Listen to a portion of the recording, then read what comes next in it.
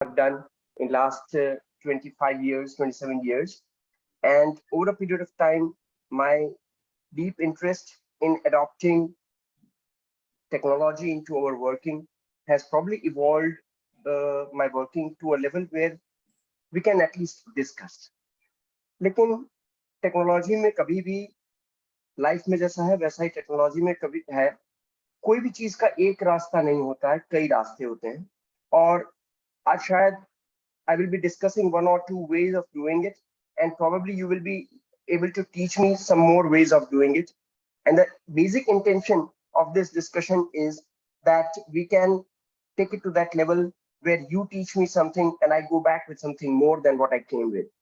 So please feel free to share your thoughts on how to do it, what are the pitfalls, क्योंकि जहाँ technology है वहाँ pitfalls भी हैं. I'm starting my screen sharing. Is my yeah? I hope my screen is visible and I'm audible. Yes, sir. Thank you. First and foremost, I'm very thankful to CEV. I have been closely associated to CEV in a number of ways since many years, and it has formulated and helped formulation of my ideas about valuation in a big way. Today, CEV has provided me this platform to be with you all, and we are a good 80 plus people here to discuss upon an important aspect into this thing. When we talk about technology as a tool for valuations, use of technology in valuations, it does not mean that we don't use it. We all use it, and that is why there is the need to discuss it. अगर हम use नहीं करते होते तो हमारे लिए बहुत difficult था उसको डिस्कस करना, लेकिन हम सब यूज करते ही हैं इसको, तो उसको कैसे ज्यादा यूज कर सकते हैं वही हमारा एक मोटिव है. आज वर्ल्ड एनवायरनमेंट डे है, तो उस दिन पे मैं खाली आपको एक रिमाइंडर देना चाहूंगा कि हम अपने वर्किंग में हो सके उतना अगर टेक्नोलॉजी को यूज इस तरह करें कि हम एनवायरमेंट फ्रेंडली थोड़ा वर्किंग कर सकें. जहां मुमकिन है वहां तक हम अपने वर्किंग के अंदर अपनी कार्बन फुटप्रिंट को जितना कम कर सकें उतना अगर हम करते हैं तो I think we are doing a little bit better than what we are doing. हम 100% ये नहीं कह सकते कि हम बिल्कुल कार्बन फ्यूल्स यूज नहीं करेंगे, लेकिन अगर मुमकिन है तो हम साइकिल का यूज करें. डेली कम्यूट में साइकिल यूज कर सकते हैं, शॉर्ट डिस्टेंसेस के लिए हम चल के जा सकते हैं. अभी जरूरत नहीं थी तो मैं बिल्कुल पर्दे के इस्तेमाल से अपने लाइटिंग को मैनेज कर रहा हूँ. I have not used any artificial lighting because fortunately मेरे पास डेस्क ऐसी जगह है जहाँ मुझे दिन की रोशनी से ही मेरा चेहरा दिख रहा है. तो we can use to whatever extent जहाँ possible है, अगर हम अपनी कार्बन फुटप्रिंट को जितना कम कर सकते हैं उतनी मेरी आप सबसे एक गुजारिश है कि हमको करना चाहिए. जब हम टेक्नोलॉजी की बात करते हैं तो पहली चीज आती है, technology is a tool. It will not give you anything beyond what you already can produce, but it will help you to do it in a much better way. So I am reminded of this quote by Abraham Lincoln where he says that if I had 6 hours to chop down a tree, I'd spend the first 4 hours sharpening the axe. So here we are to sharpen the axe and to look at ways how it can be our sharpened axe in our daily working. I like to make the mood light. So on a lighter note, हमारी generation तो जो है वो इस type की generation है कि बंदा बोल रहा है, the computer says I need to upgrade my brain to be compatible with new software. Software is latest, लेकिन brain को upgrade करना है to make it compatible with the new software. And from there, the new generation now has come to the point where the father is trying to teach him dada and he's saying data. So the new generation is so up and going with technology and with the digital transformation. But it is important for both the generations to keep abreast. आप उसको किस तरह से बेहतर use कर सकते हैं वो ज्यादा जरूरी है, वो बहुत इंपॉर्टेंट है और इसीलिए हम साथ में हैं. और यही इंटेंशन है आज के सेशन का कि हम इसको किसी तरह एक ऐसे मकाम पे हम आए जहां हम सब मिलके कुछ इसको बेटर यूटिलाइज कर सकें।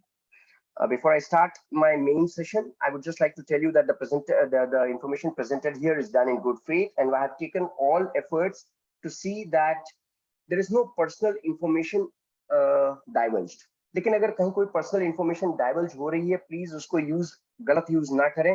वो खाली एजुकेशनल पर्पस के लिए आपके साथ शेयर की जा रही है। क्योंकि अगर मैं कुछ भी अपना डेटा आपके साथ शेयर कर रहा हूं, क्योंकि सारा सेशन हैंड्स ऑन है, हम सारा कंप्यूटर को मैं अपना पूरा कंप्यूटर खोल के आपके सामने रख दूंगा इसके बाद, तो काफी पर्सनल इंफॉर्मेशन जो क्लाइंट्स की जो कॉन्फिडेंशियल इंफॉर्मेशन है, मैंने कोशिश की है कि वो कहीं नहीं आएगी, लेकिन अगर आती है तो प्लीज उसको मिसयूज ना करें। ऑल्सो इसमें जो कुछ मैं कह रहा हूँ वो मेरा पर्सनल खुद का ओपिनियन है, वो सीवी का ओपिनियन नहीं है। लेकिन आप कहीं भी मेरी ये इंफॉर्मेशन, ये मेरी गाइडेंस को भी अगर कहीं यूज करते हैं तो अपने use your own sense of discretion. Always make sure that you have made proper adequate backups before you do anything, because as I said, technology is a double-edged sword. It can give you a good result, it can give you a wrong result also. A lot of apps and all, if you must always try them out before, first hand, first straight away आप उसको अपने application में directly use करेंगे, valuation में directly use करेंगे, और अगर गलत रिजल्ट्स आएंगे तो आपको बड़ी नुकसानी हो सकती है, आपकी ओपिनियन गलत हो सकता है, आपको उसकी वजह से कुछ परेशानियां भी बेयर करनी पड़ सकती हैं। So always make it a point कि आप उसको एक बार ट्रायल करें, उसका टेस्ट रिजल्ट्स जो है उसको चेक करें कि वो रिजल्ट्स मैच कर रहे हैं कि नहीं आपके मैनुअल फाइंडिंग्स के साथ, और अगर जरूरत है तो ऐप को कहीं कैलिब्रेट करना है वगैरह, तो वो भी आपको कुछ जरूरी होता है। दूसरी बात कि ये सेशन जो है पूरा हैंड्स ऑन सेशन है। हम 5 बजे तक अपने साथ एक दूसरे के साथ हैं। 5 बजे अनफॉर्चुनेटली मुझे एक फंक्शन में जाना है, तो मैं एग्जैक्टली 5 बजे ये सेशन छोड़ूंगा, लेकिन तब तक हम अब एक दूसरे के साथ हैं। तो हमने जितना भी कुछ आज इकट्ठा किया है उसमें से हम मैक्सिमम कवर करेंगे। लेकिन आपको बीच में कहीं भी लगता है कि कोई पॉइंट है जो मैंने समझाया है, अगर आपको वो समझ में नहीं आ रहा है तो सर ने बोला है कि आप इंटरप्ट न करें, लेकिन मैं आपको बोलता हूँ आप इंटरप्ट कर दीजिएगा। मुझे कोई दिक्कत नहीं है। जो वो नॉर्मल वैल्यूएशन के सेशंस होते हैं वो बिल्कुल एकदम स्ट्रीमलाइंड सेशंस होते हैं, उसके अंदर में अगर आप इंटरप्ट करेंगे तो पूरा बखेड़ा हो जाएगा। यहाँ मुझे कोई दिक्कत नहीं है, आपको कोई भी चीज समझ में नहीं आ रही है, वो चीज मैं एक्सप्लेन कर दूं, तब तक आप वेट कर लीजिए। अगर फिर भी आपको लगता है कि नहीं ये क्लियर नहीं है, don't worry, unmute yourself and ask me the question, but till that time please make sure that you are muted, और आप अपनी बात कर लें, उसके बाद फिर वापस अपने आप को म्यूट कर लें। आपका कैमरा हमेशा ऑन होना चाहिए जैसा कि आईबीपीआई का नोटिफिकेशन है, लेकिन म्यूट बटन जो है वो आपके पास है। आप इवन स्पेस बार को प्रेस करके अपनी बात कर सकते हैं, स्पेस बार छोड़ देंगे, म्यूट म्यूट हो जाएगा वापस। आपका अगर कोई भी क्वेश्चन है आप मुझे इंटरप्ट करके कह सकते हैं, मुझे कोई दिक्कत नहीं। जैसा मैंने आपको बताया कि टेक्नोलॉजी है वो आपको मिसलीडिंग या इनकरेक्ट रिजल्ट्स दे सकती है। So it is very important that आप हमेशा अपने रिजल्ट्स को एक बार चेक करें, कभी भी डायरेक्टली अपने रिपोर्ट्स में यूज ना करें। एक बार आप एक चीज से कंफर्टेबल हो गए हैं उसके बाद ही आप उसको डायरेक्टली यूज कर पाएंगे। तब तक के लिए ये जरूरी है कि आप ड्यूअल मोड में चलें। कोई भी नए ऐप को इंस्टॉल करें तो देख लीजिएगा, उसके डिस्क्रिप्शन प्रॉपर पढ़िए, उसके रिव्यूज पढ़िए, वो कितनी प्राइवेसी आपकी इन्फ्रिंज कर रहा है उसको देख लीजिएगा, एक्यूरेसी लेवल क्या है वो भी देख लीजिएगा, उसको अलाइन करना है, उसको कभी कैलिब्रेट करना है, ये सारी चीजें आपको करनी पड़ेंगी। कोई आपने ऐप इंस्टॉल किया है तो उसके अंदर काफी परमिशंस वो मांगता है, आप देखिएगा कि ये परमिशंस क्या मांग रहा है, क्या वो परमिशन मैं देना चाहता हूं कि नहीं। कुछ परमिशंस आपको देने पड़ेंगे तभी वो ऐप वर्क करेगा, लेकिन क्या उससे कुछ आपकी प्राइवेसी या कॉन्फिडेंशियलिटी या कोई आपने जो एग्रीमेंट्स किए हैं अपने क्लाइंट्स के साथ वो अगर इन्फ्रिंज हो रहे हैं तो ऐसे ऐप्स का इस्तेमाल मत करिएगा, क्योंकि हर एक ऐप के अंदर नंबर ऑफ परमिशंस मांगे जाते हैं। वो उसी में से कई बार हमारी प्राइवेट इंफॉर्मेशन या कॉन्फिडेंशियल इंफॉर्मेशन जो है वो मिसशेयर हो सकती है, मिसयूज हो सकती है। सो आपको ये बहुत अपनी तरफ से देखना है कि always be very mindful of what permissions you are giving and what you don't want to give. Usually most apps would have declared the purpose of any sensitive permission. अगर वो बताएगी कि ये मैं लोकेशन परमिशन मांग रहा हूँ तो क्यों मांग रहा हूँ, बिकॉज आपको फोटोग्राफ के अंदर लोकेशन अगर एम्बेड करनी हो तो आपको उसको लोकेशन परमिशन देनी पड़ेगी, तभी उसको अगर लोकेशन इंफॉर्मेशन मिलेगी तो ही वो उसको अपने एग्जिट डेटा में एम्बेड कर सकता है। अब वो आपको डिसाइड करना है वो देख के कि क्या ये सेंसिटिविटी सही है, क्या इसकी एक्सपेक्टेशन, इसकी रिक्वायरमेंट सही है कि नहीं। डायरेक्टली उसके बगैर यूज ना करें प्लीज। ऑल्सो अगर आपने कुछ ऐप को इंस्टॉल किया है तो उसके रिजल्ट जैसा मिलता है, आप उसको कैलिब्रेट कर लीजिएगा। कैलिब्रेशन के options most of the apps में होते हैं, बिकॉज हर एक डिवाइस अलग होता है और कोई भी ऐप डेवलपर सारे डिवाइसेस के ऊपर उसको चेक नहीं कर पाता है।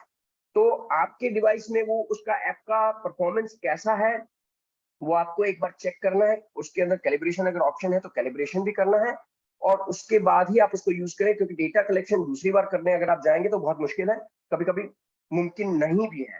तो आपको पहली बार में ही आपको जो अपना डेटा कलेक्शन, हमारा काम ऐसा है कि हम एक बार इंस्पेक्शन के लिए जाते हैं, कई बार हमारे पास परमिशन ही नहीं होती है कि सेकेंड बार हम इंस्पेक्शन के लिए जा सकते। एक्सटर्नल इंस्पेक्शन अगर है तो शायद हम जा भी सकते हैं, लेकिन कई बार हम 500 किलोमीटर 200 किलोमीटर ट्रैवल करके गए हैं और इंस्पेक्शन के लिए, और बाद में जाके जब आपको पता चलता है कि ये डेटा गलत है, तो it can be very painful.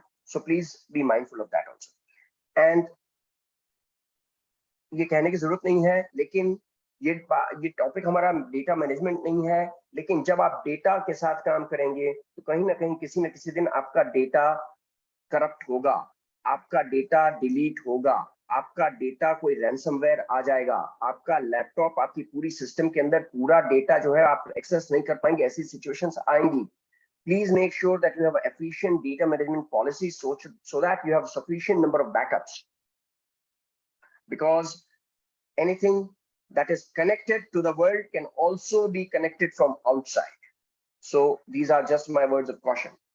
Now coming to technology, I just want you all to tell me, you can unmute yourself and tell me that how do you use technology? Can you just quickly give me some these things on how do you use technology in today's working? Quickly आप quick please अपने आप को unmute करके आप जरा थोड़ा मुझे बता सकते हैं कि adding Google locations in the valuation reports.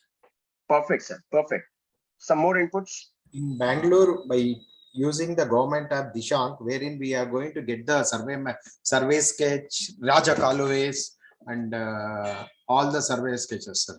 That is a fantastic portal put up, and I think after the Raja Kalua debacle, the this GIS that has been put up, which gives so fantastic information. I have been projecting that Raja Kalua website to a lot of local and other authorities and showing them that please understand that what all GIS can do. You have GIS data available with you, but why can't I as a citizen have access to such enhanced information? You are very right, sir. That is a wonderful source of information. One more thing, sir. Sir.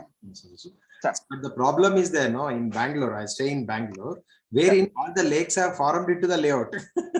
So identifying the lake, no, in at times in a Dishang, no, I'll find that is a lake. Actually, if you take my house is also a lake, but God corporation has given me all the PID numbers, Kata, sanction plan, everything. Yes. So even if I ask the government also, they are not in a position to tell me anything. At that time, I find a little bit difficulty in doing that. Even though I have a data, no, I'm not in a position to execute the same thing. So, sir, what is the status as with this website? With this website, are you able to get more information or no? There also this problem exists. Actually, website is very. I'm not getting any data. It's useless. But only the Dishank, no, wherein they have done a survey in 18th. I mean, 2018. Yeah. No, it is not earlier than that. I'm telling you, British people have done the survey. Okay. Entire India, they have put up in Karnataka. In Karnataka, we have that, they have uploaded that in a Dishank. So we will find all the lakes, all the beautiful things in Bangalore, but everything has been converted into the layouts. Yeah. All lakes are landfilled. Yes, sir. Yes, sir. And then no, I'm also living in the same lake. Agreed, sir. Agreed. Just 4 days back, 6 days back, a notification had come that this area is notified as lake, but it's actually a mistake and it's supposed to be a land site. So we are converting it. If you have an objection, please come back to the objection. That notification had just come 6 days back only. Even for the Bannerghatta National Park is there, no? In and around also they have done the layout. But we will not be in a position to sell that whether it is a converted land or anything. It is a lake. Actually.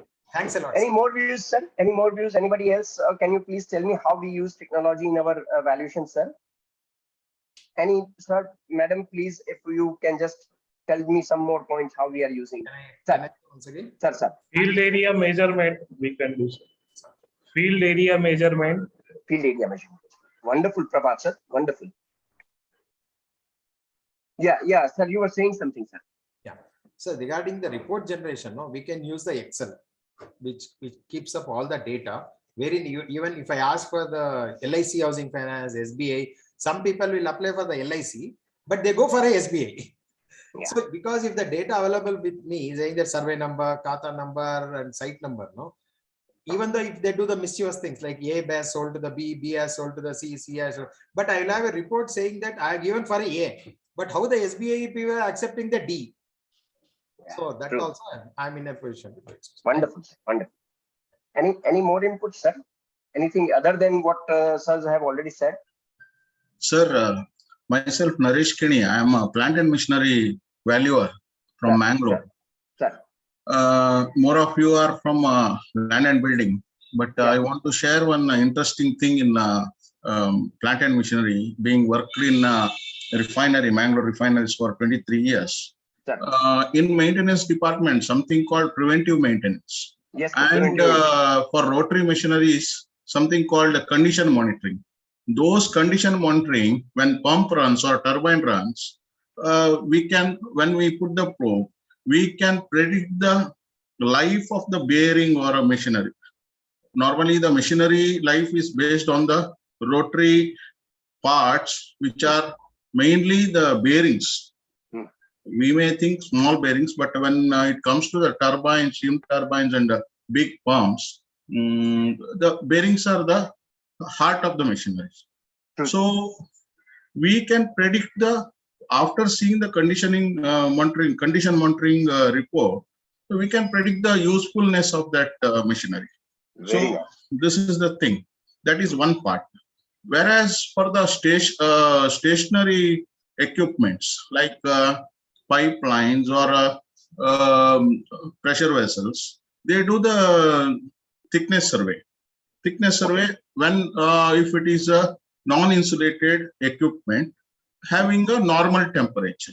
So there also, when it runs, we can predict the, we can see the thickness, we can feel the thickness of the vessels, and we can find the life of the machinery or condition of the vessels. So based on that, we can do the valuation. We can put that, that we can take the input of that for the valuation purpose of plant and machineries. Naresh sir, you have given some wonderful insight into this matter, and I would want to later on also I would want to take this discussion offline further with you also, and I'm very thankful to you for bringing in this fresh insight into this matter.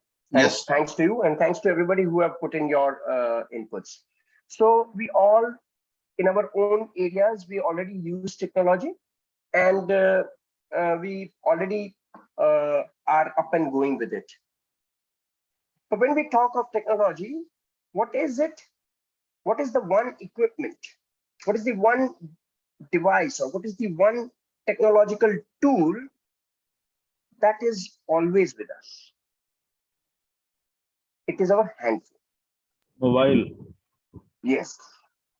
तो हम office में हैं, घर पे हैं, visit पे गए हैं, बाथरूम में गए हैं, मोबाइल हमारे पास जरूर होता है, और कुछ हो ना हो।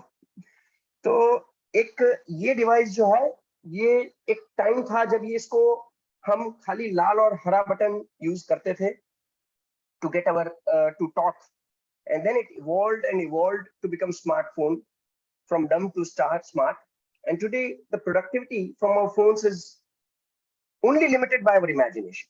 What we can do out of our phone is unimaginable, and new developments are happening every day. While this session will not be concentrating only on mobiles, there is one section I will quickly want to cover on how we can use our phones in a little better manner. जैसा Naresh sir ने बताया कि हम site पे जब जाते हैं तो हम क्या इनपुट्स ज्यादा ले सकते हैं प्लांट एंड मशीनरी वैल्यूएशंस के लिए, तो इसी तरह हम अपने मोबाइल के अंदर क्या टूल्स यूज कर सकते हैं to get better outputs.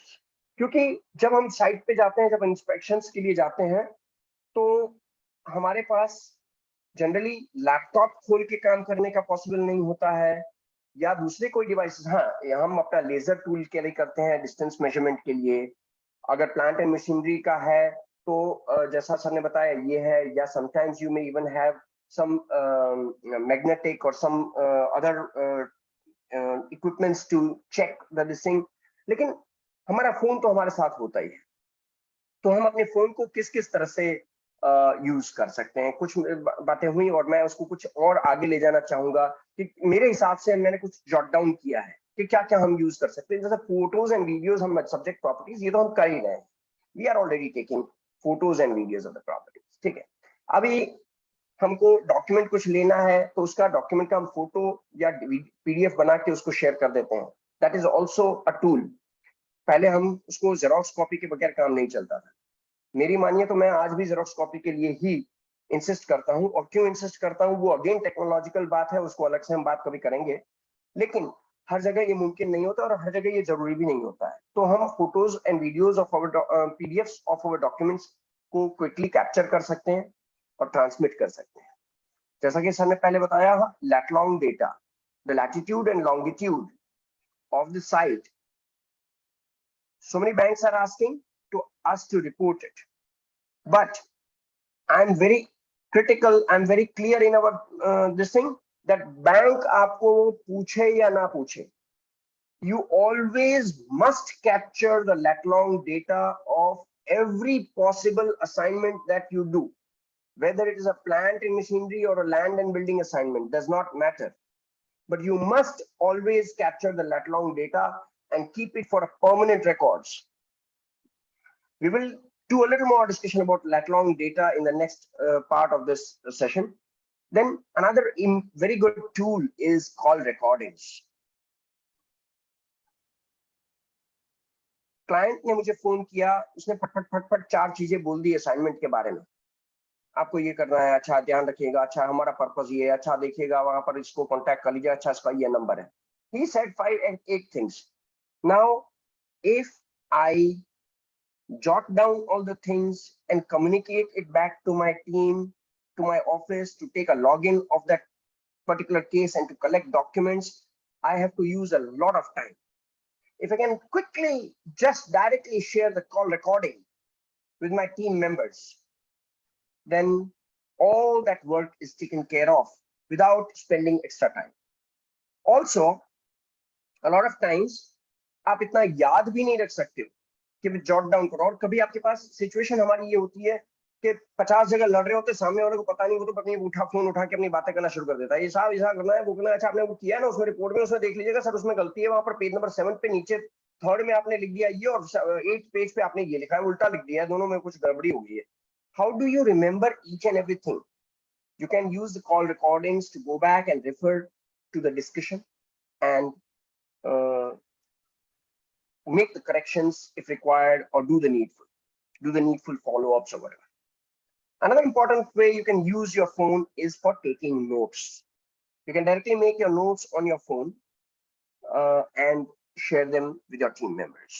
You can use an app of your choice if you want to, or you can directly use a notepad, or you can if your entire team is working on a single Evernote, or you can, there are a number of ways, or you can directly put it on some chat or your office group chat, or whatever way you can share your notes. Your team member has sent you a report for review. Drafting of the report, basic drafting of the report has been done by your team, and they send it to you for review. You can, if you have the right tools, you can quickly review, comment, and send it back to them for the necessary changes, so that that entire time is saved and you don't always have to open up your laptop to do the reviews and comments. And of course, you can use it for emails and chat transfers and clouds and FTP transfers of data. These are the uses that I think most of us already do. But what more can we do from our handphone is what I want to know from you. Can somebody please share beyond this? This is very routine. All of this I think we all are doing, most of it. But how can we use our mobile in ways a little more than this? इसके आगे कुछ जाना है. Can you please share your thoughts on that? Anybody?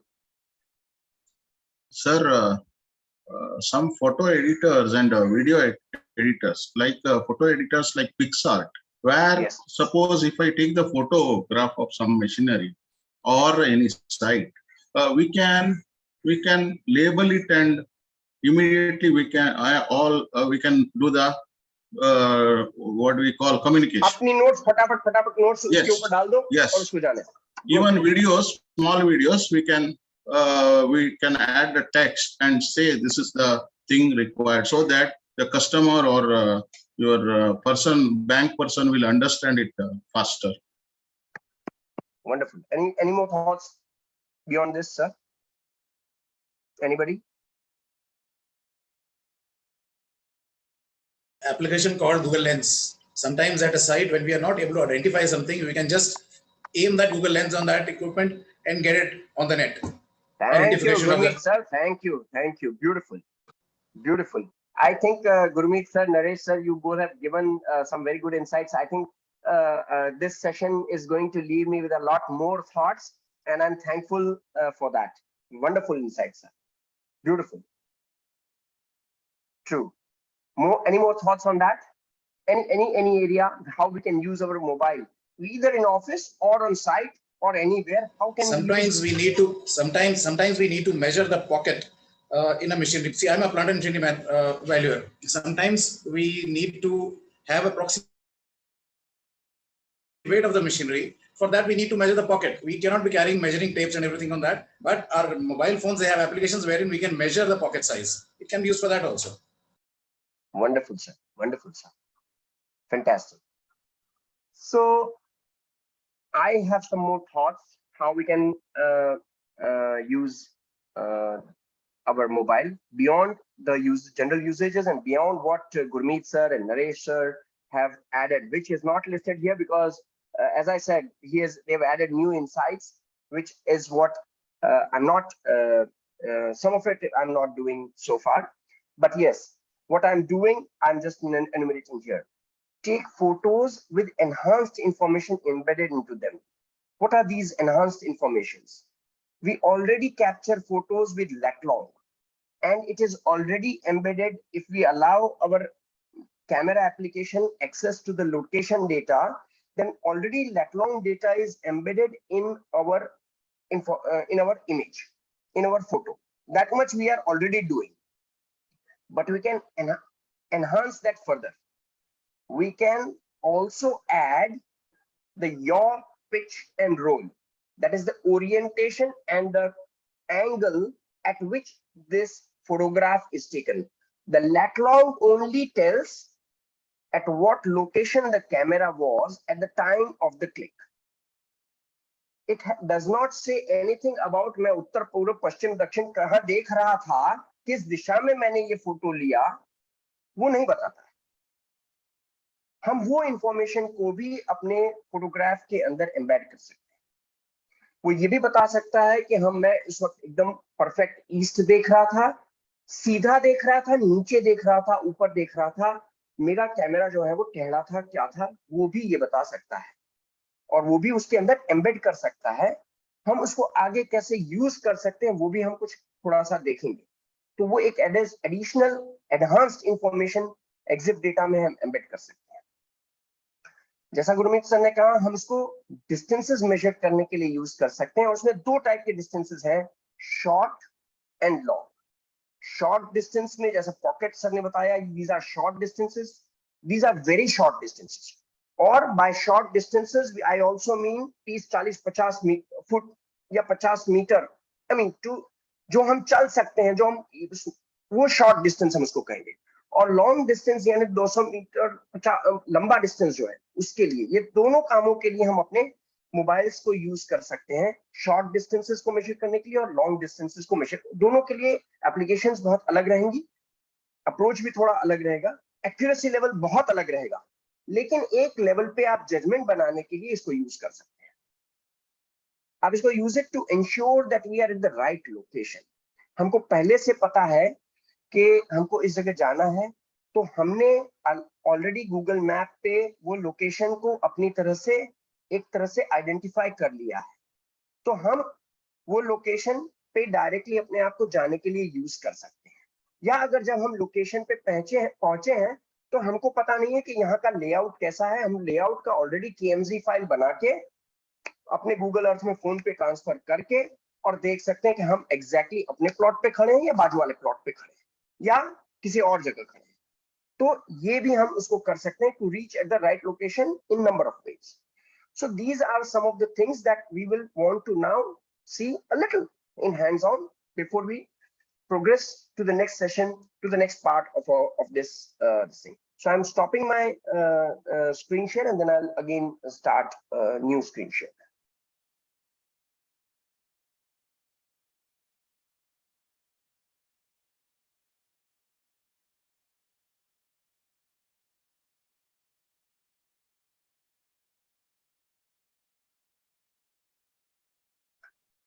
तो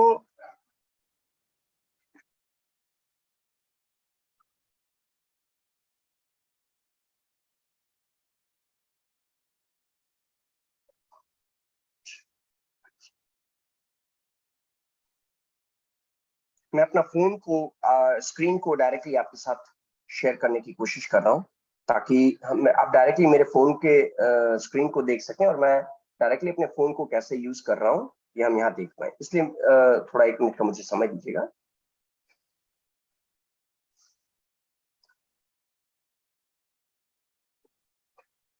I hope you're able to see my phone screen now. Right. This is an application called Open Camera, and this is application called GeoCam Free. ये 2 application मैंने अभी choose की हैं, ऐसी बहुत applications हैं, लेकिन ओपन कैमरा एक ऐसी एप्लीकेशन है जो वर्ल्ड ओवर काफी, and it's open camera, that means it's open source. तो आप इस एप्लीकेशन को लेके और आप इस एप्लीकेशन को अपनी तरह से ऐप डेवलपर्स जो है कई बार बैकएंड में ओपन कैमरा को यूज करके अपनी एप्लीकेशन भी डेवलप करते हैं। So it's a open source application, which means to an extent or to a large extent you can be sure that your privacy and confidentiality are not being shared, because a lot of other application developers are using this open camera source code to develop their own apps. So I like this app very much because, one, it is open source, and two, it has a very wide applicability, and hence to an extent the security, confidentiality, privacy aspects are taken care of. Now how do we, I will just show you the interface of open camera. Open camera interface is like any other camera. अच्छा, कई बार हम ये करते हैं कि जो हमारा phone होता है उसका सेटिंग जो है हम साइट पे जाके चेंज करते हैं, रिजोल्यूशन कम करते हैं, ज्यादा करते हैं। उसके बाद घर पे आके शाम को पार्टी है, दोस्त लोग आए हुए हैं, तो हाई रिजोल्यूशन करते हैं।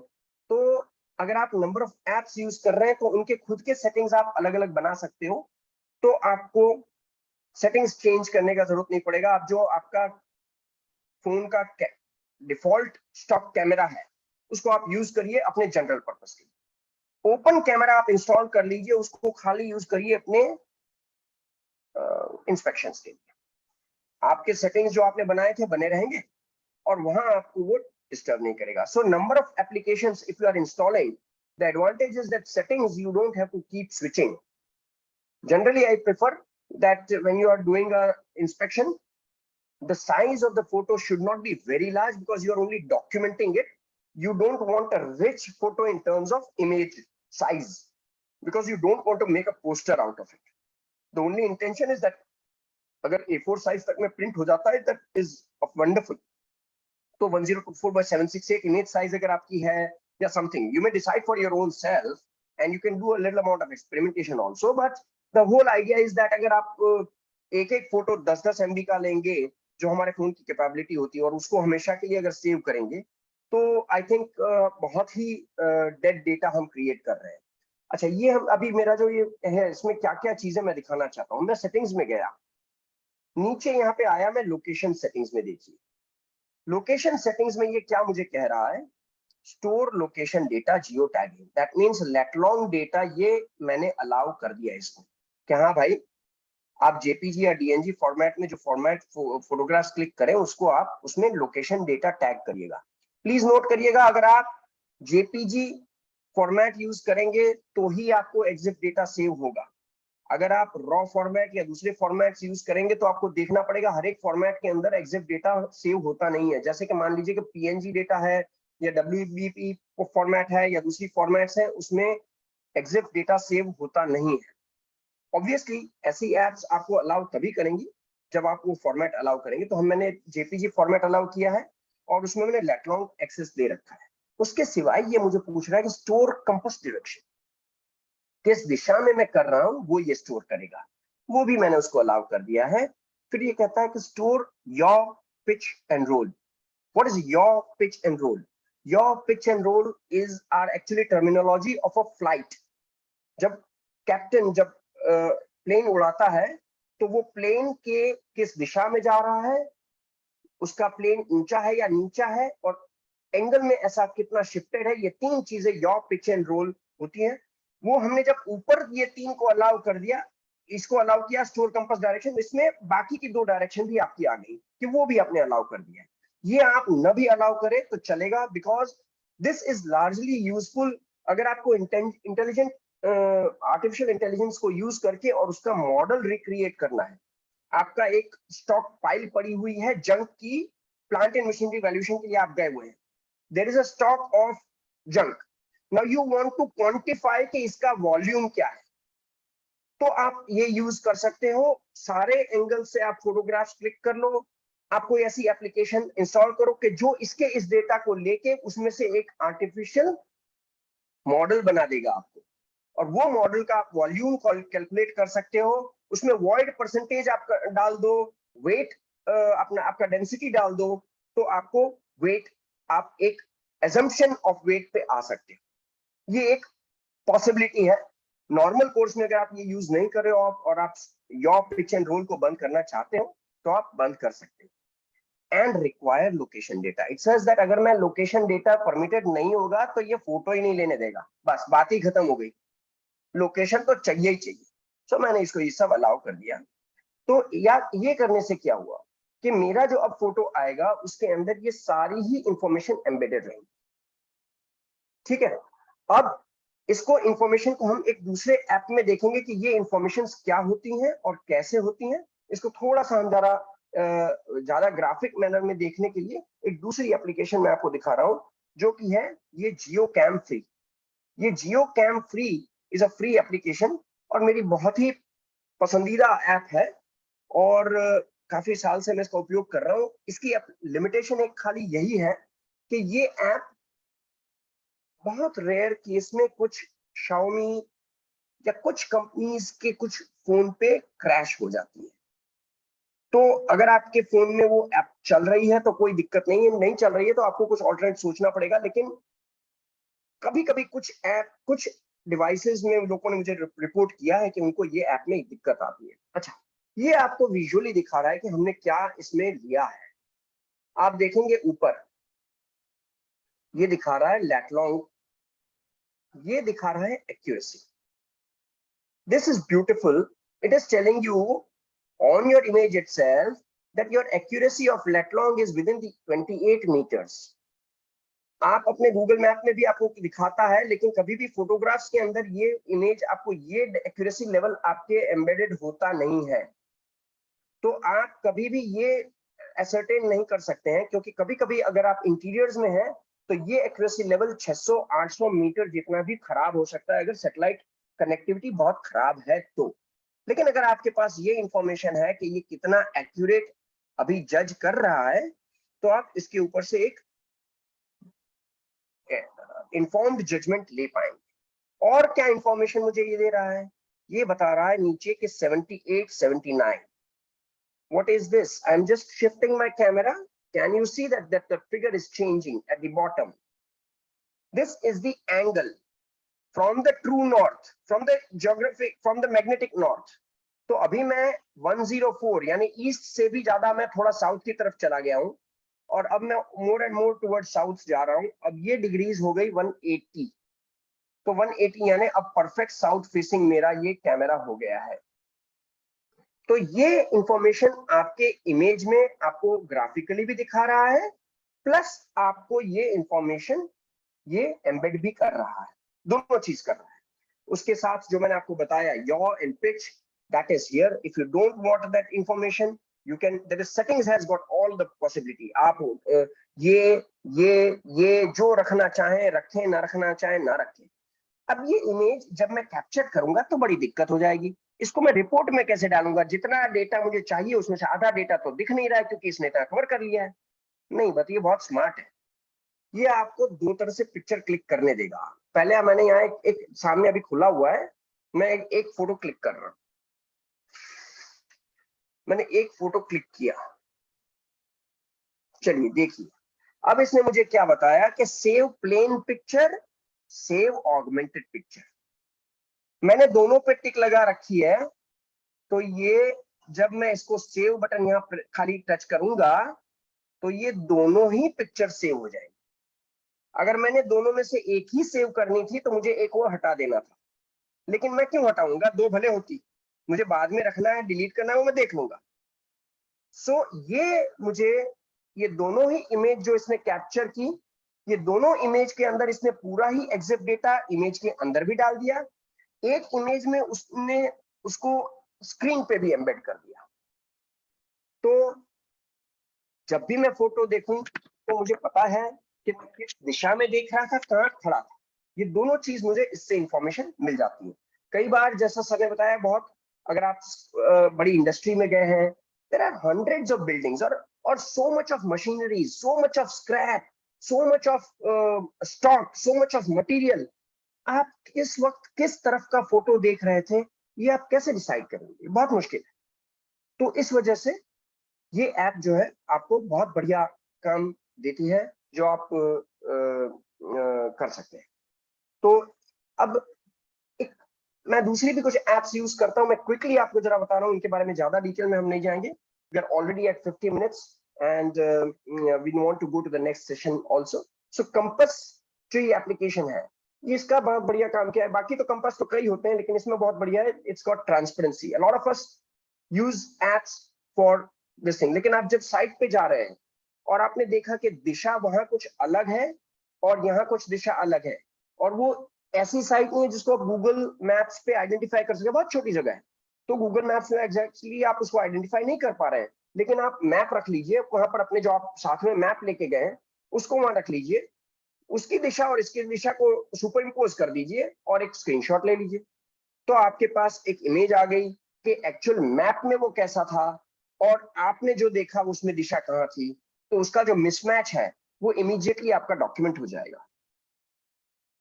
तो ये ट्रांसपेरेंसी लेवल कई जगह आप यूज कर सकते हैं।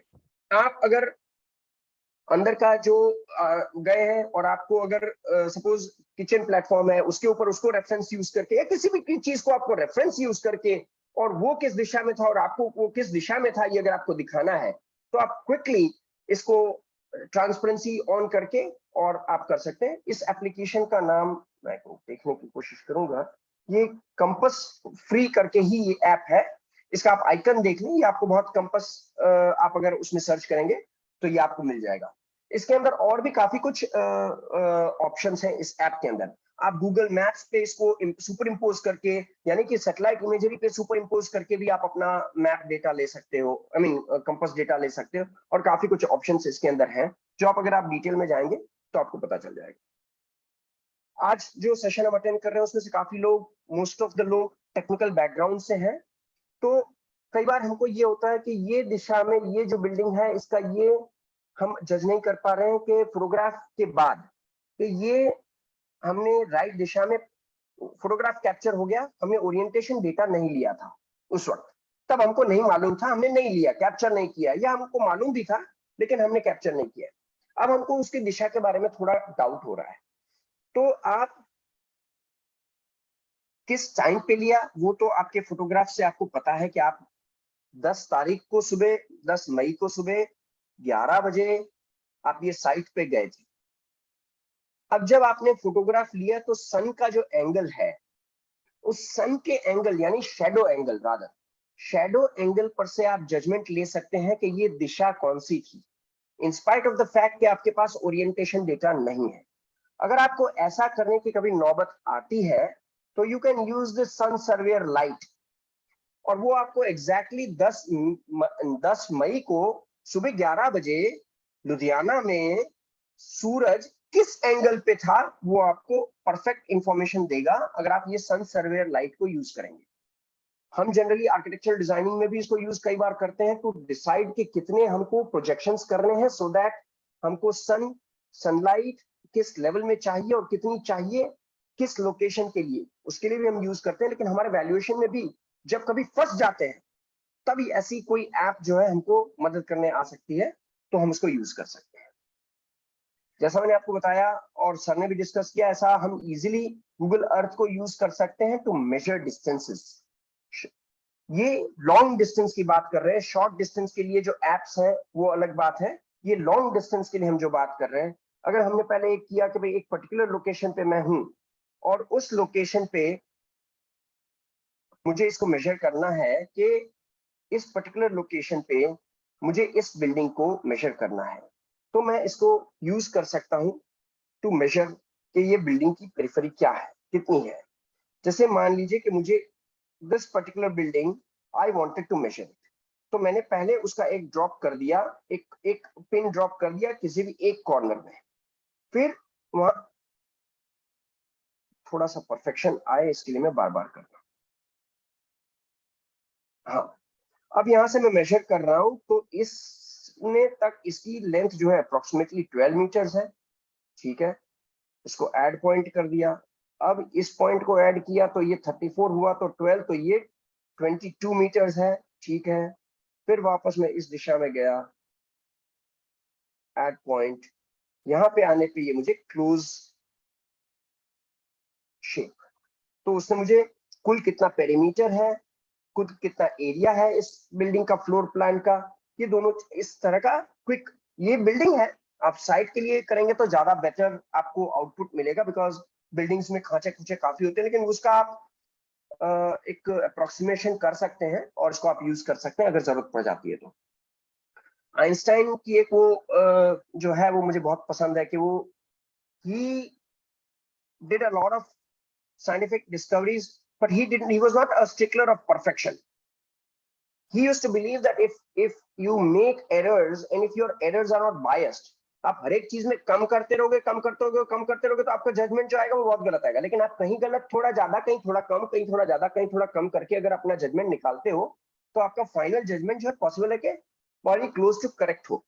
तो हमको ये देखना है कि हो सके उतना एक अप्रोप्रिएट जजमेंट करना है। तो इसमें हमने यहाँ देखा यहाँ कुछ नेगेटिव है और यहाँ कुछ पॉजिटिव है, अगर हम उसको निग्लेक्ट कर देते हैं तो कोई इतना बहुत बड़ा इश्यू नहीं हो जाता। यहाँ नेगेटिव एरियाज में है, यहाँ पॉजिटिव एरिया है, ठीक है, चलो हम इसको मान लेते हैं ये इतना, whether it is correlating with my मोटा मोटा हमारे उससे मैच करता है या नहीं करता है।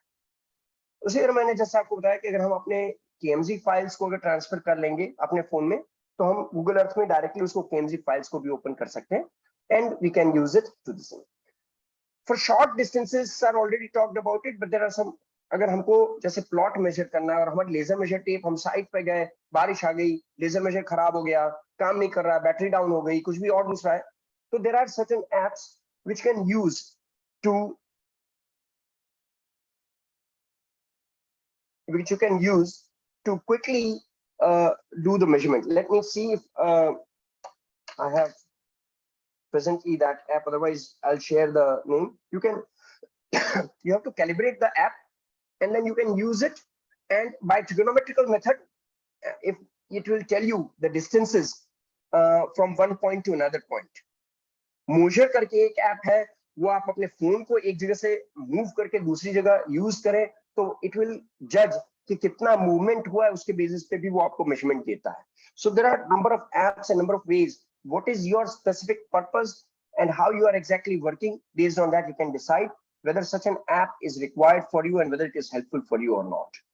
तो ये कुछ एडिशनल तरीके हुए कि हम अपनी हैंडफोन को एडिशनल डेटा जो है वो करने के लिए कर सकते हैं। अब हम ये देखते हैं कि हमने ये जो एग्जिट डेटा एम्बेड किया वो कहाँ आया और वो डेटा हमको कैसे काम लगेगा। मान लीजिए कि एक मैं फोटोज में जाता हूँ, सर हेलो, ये एक इमेज है, सर ठीक है, तो ये इमेज में एग्जिट डेटा एम्बेडेड है। Now let me try and see that image information, exif info. Now what exif data is embedded in it? अच्छा देखिएगा आपके अच्छा इसमें मैंने हाँ ये आपका मुझे जीपीएस लैटिट्यूड बोथ डिग्रीज में और उसमें भी दे रहा है और डेसिमल में भी दे रहा है, लाइन लॉन्गिट्यूड दे रहा है, altitude and direction. This is the amount of GPS। उस वक्त मैंने उसको पिच एंड रोल इसमें नहीं है। ये जीपीएस कैमरा जीपीएस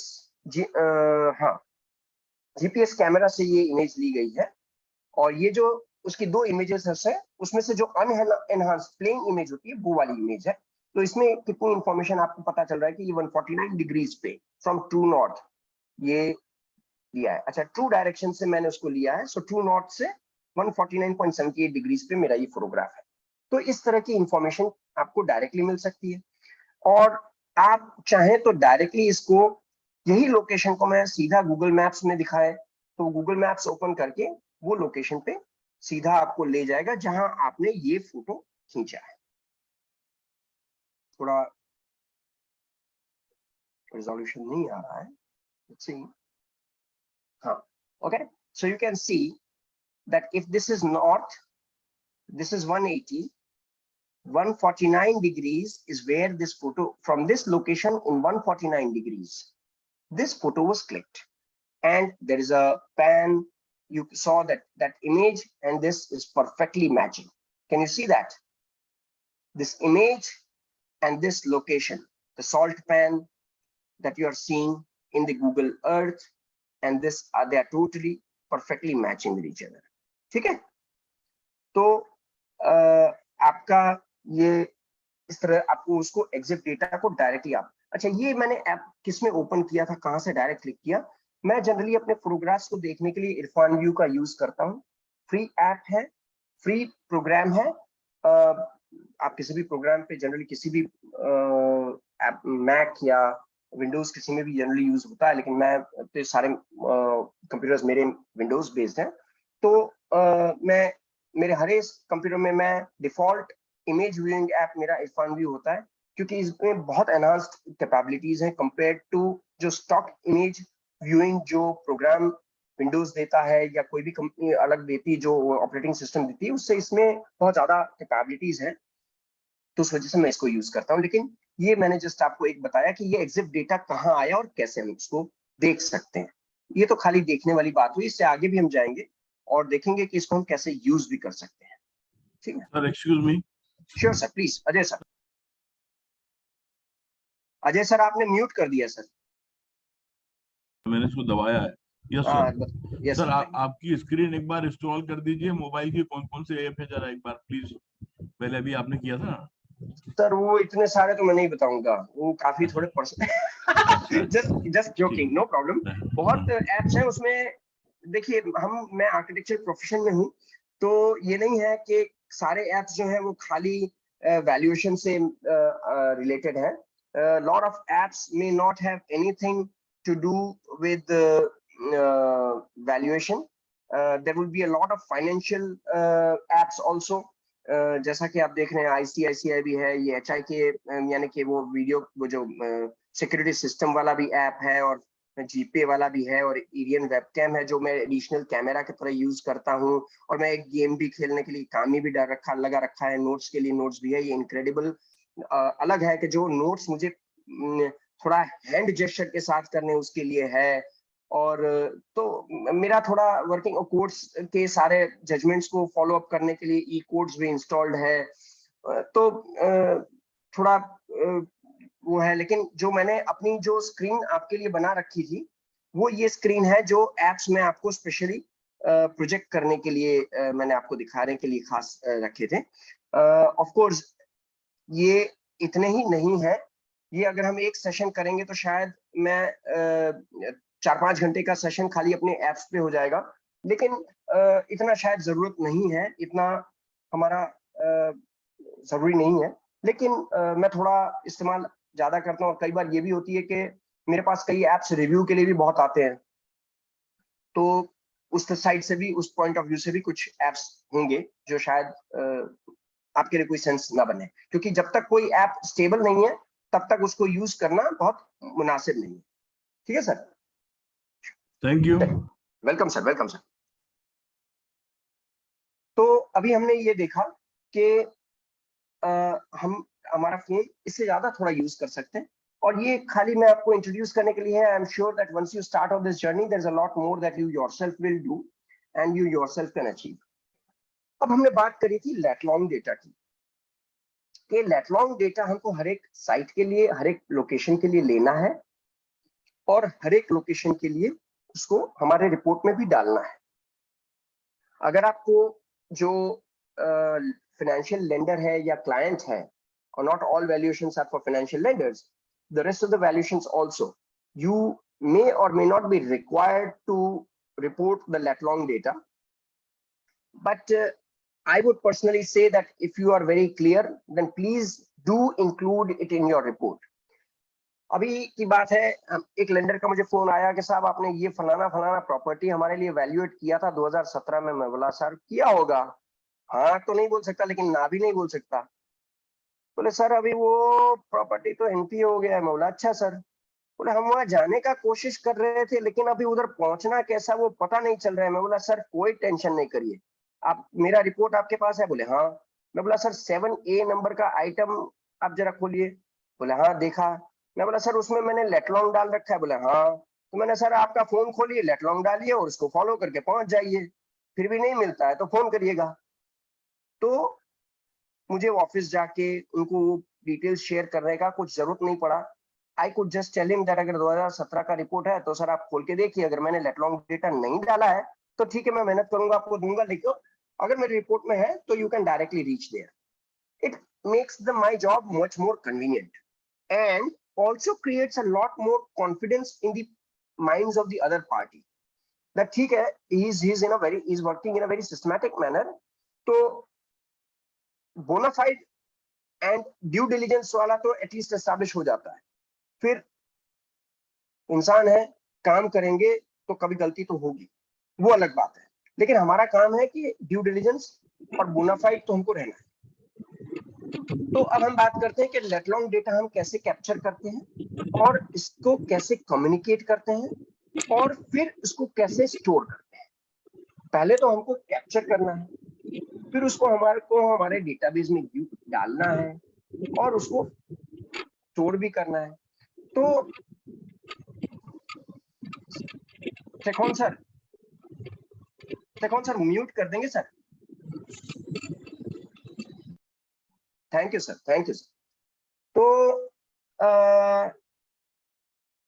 जनरली मैंने देखा है लोग लेटलॉन्ग डेटा के लिए गूगल मैप्स खोलते हैं, गूगल मैप्स में लोकेशन खोल के ऊपर दिखाता है कि वो लेटलॉन्ग डेटा उसका क्या है और उसका स्क्रीनशॉट लेते हैं। That is the way I think 95% of the population works in that manner. सही है? किसी और तरह से आप उसको जनरली आप कैसे करते हैं मुझे बताएं थोड़ा। So there is an app called GPS map camera. We Right. use it. We use that. Geocam.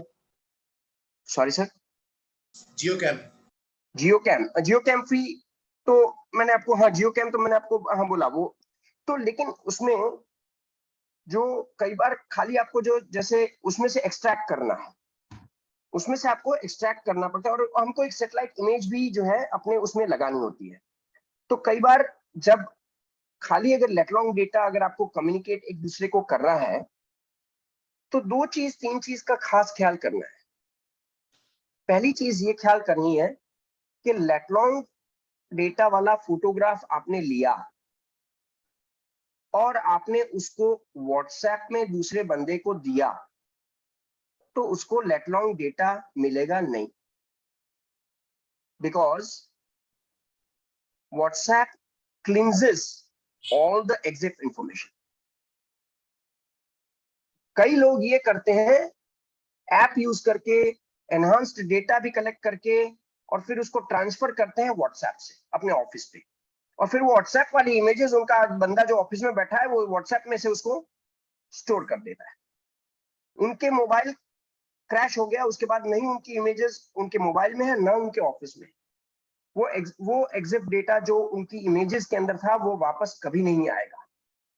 It's very important that you do not transfer your images over chat programs if you want the EXIF data to be maintained. That's very important. Another thing is, when you have to share the location, share it in digital format rather than image format. एक तो digital format जैसा sir ने बता दिया कि image के अंदर ही embedded है, that's the best. अगर इमेज भी ट्रांसफर नहीं हो रही है तो भी आप उसको खाली गूगल ऐप में, गूगल मैप्स में जाएं, लॉन्ग प्रेस करें, पिन जहां गिरेगा उसके नीचे शेयर का बटन आएगा, उससे शेयर करें।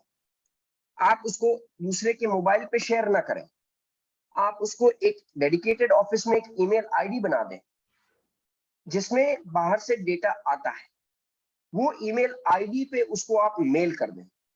ऊपर सब्जेक्ट लाइन में लिख दें कि भाई so and so thermal plant visit, whatever जो भी विजिट है आज की जो भी है उसको एक खाली सब्जेक्ट लाइन में उतना ही आपको लिखना है, और वो जीपीएस लोकेशन आप उसको शेयर कर दें for ever, and that data that should be stored into your folder of your documents of that file of that project assignment, so that forever you have that this thing.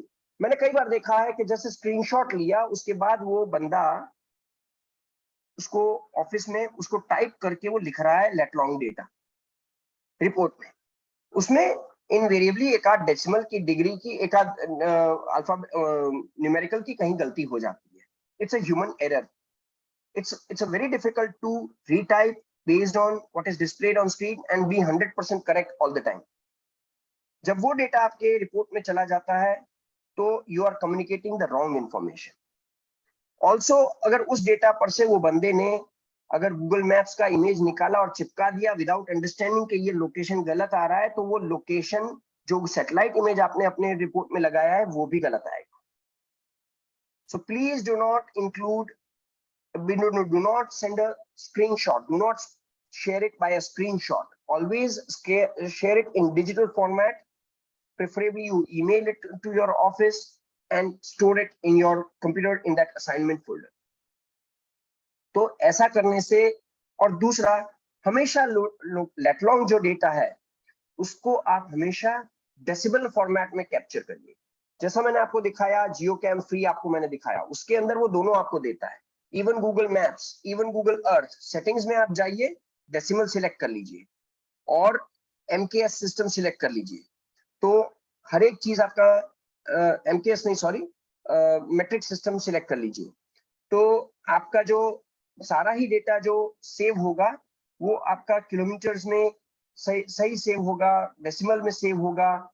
हमेशा जो आपके late long data है वो decimal format में होना चाहिए, because अगर degrees and minutes में आप करेंगे तो उसको आपको रीटाइप करके उस लोकेशन पे पहुंचना बहुत मुश्किल है। अगर आपने डेसिमल में टाइप किया है उसको, तो अगले बंदा भी अपने उस मोबाइल पे उसको टाइप करके उस लोकेशन पे पहुंच सकता है। उसको कम्युनिकेट करने, जैसे मैंने बताया कि डिजिटल फॉर्मेट में कम्युनिकेट करिए, स्क्रीनशॉट से कम्युनिकेट ना करें, और captured preferably when outside in open, जब यूनिट के अंदर आप हो तब ना कैप्चर करें, क्योंकि एक्यूरेसी लेवल बहुत कम होता है। जैसा कि जियो कैम फ्री ने अभी हमको दिखाया कि यहाँ मैं बैठा हूँ बिल्डिंग के अंदर, तो उसका एक्यूरेसी लेवल 28 मीटर है। Now 28 meter is not a very good accuracy level, usually it should be less than 11 meter और less. Now, if that is not the accuracy level you are getting, if you just go outside and do it, you will get a higher accuracy level. If you are very much inside in this thing, then you may get even much lower accuracy level. So try and preferably capture it outside and with good network. और उसके लिए भी आप जब capture कर रहे हैं तो आपको गूगल मैप्स पे उसको देख लेना है कि भाई मैं इस लोकेशन पे हूँ। टेक्निकली हमको पता चलता ही है कि भाई मैं किस लोकेशन पे खड़ा हूँ और ये क्या दिखा रहा है, ये तो गलत लोकेशन दिखा रहा है साला, क्योंकि नेटवर्क कनेक्टिविटी नहीं है, सैटेलाइट से कनेक्टेड नहीं है। हमने जब गूगल जियो कैम फ्री देखा, उसमें भी एक ऐप फीचर है, दूसरे में एप्स में फीचर होता है, वो आपको दिखाता है कि अभी अब कितने सैटेलाइट्स आपसे कनेक्टेड है। तो जितने ज्यादा सैटेलाइट्स कनेक्टेड होंगे उतना आपका लोकेशन डेटा परफेक्ट आएगा। अगर आपने लोकेशन बंद कर रखा है तो लोकेशन डेटा तो बहुत गड़बड़ आएगा। So it is very important that accuracy level जो है वो क्या दिखा रहा है वो आपको देख लेना है, लोकेशन सही दिखा रहा है, उसके बाद उसको कैप्चर करना है और उसको बाद में करने का है। अगर आप चाहें और बड़ी साइट है तो आप उसके एवरी कॉर्नर को सेपरेटली कैप्चर करें। Now how do we capture that? You can let us just do a hands-on for that also. I think that will be helpful. And then we go to the next point. I will start my visor once again.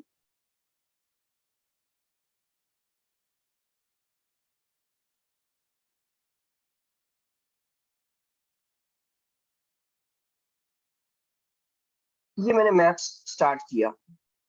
You can see that there are so many locations that I have already captured and saved. You can see that these locations are already something that some pins that I have dropped. Now let us just go to one particular location. Can you see that there are a number of pins that are dropped?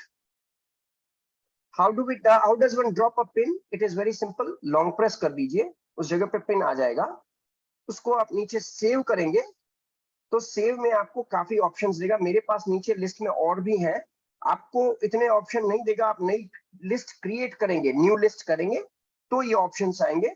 तो मैंने कई नए, जैसे मेरी sites हैं, landmarks हैं, travel plans हैं, favourite, start places और वांट टू गो, ये स्टैंडर्ड है।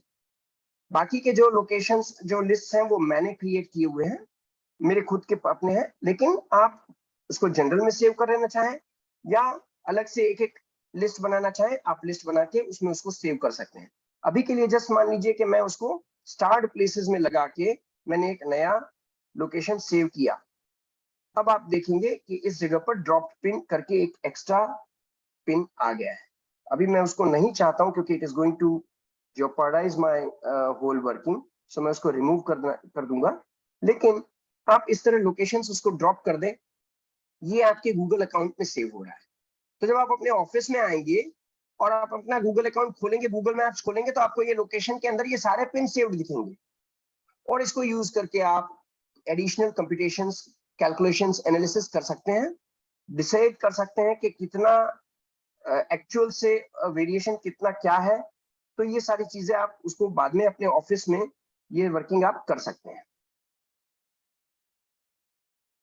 ठीक है, तो ये एक इजी हो जाता है आपके लिए कि नंबर ऑफ पिन्स आप ड्रॉप कर दें।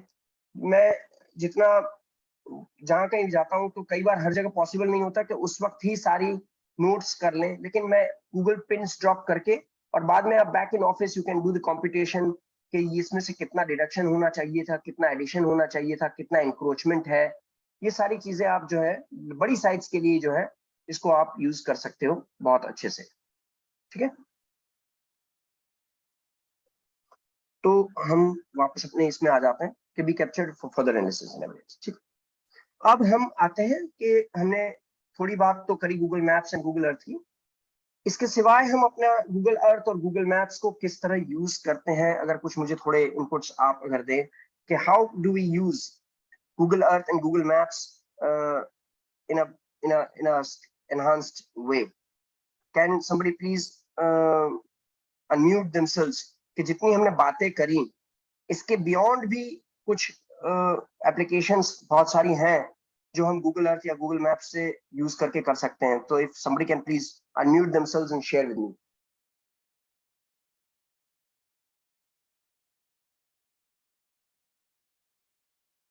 डायरेक्शन क्रॉस चेक कर सकते हैं। बिल्कुल सर, बिल्कुल सर, 100%, बहुत सही है sir. Grover sir, Large area measurements Large area measurements. Very perfect. Not now, sir. Earlier days, what is the measurement in that place? That also we can find out. Historical. Very true, sir. Very important feature. Historical measurements also. So here, the app where I was sharing, you saw the pins. They Yes. were actually historical pins. आज का development जो आपने देखा वो बिल्कुल उसके बाहर है. तो यही है. Even year wise we can see, sir. Yes. Google Earth के पास जितना जितना उसने कैप्चर किया है उतने उसने प्लेसमार्क्स जो लगा रखे हैं टाइम बेंचमार्क्स, वो बेंचमार्क्स पे वो डेट्स पे आप जाके और तब की इमेजरी आप देख सकते हैं. बिल्कुल सही है sir. Sometimes in some areas in olden days some layouts are there. Yeah. Now some encroachment is going on. That layout itself is now only full ground. So that also we can find out. Correct. Old Google imagery is there, so Yeah. you can locate. Very true, sir. Very true. Any more thoughts on this, sir?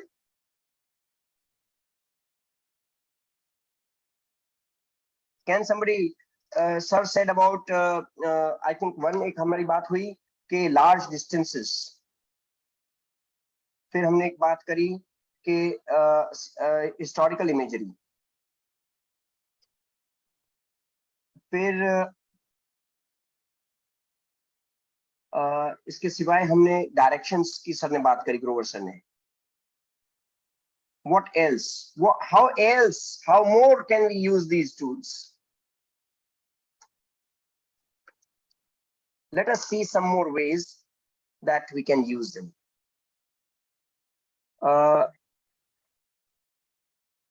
But with that, there's also a lot of caution that is required.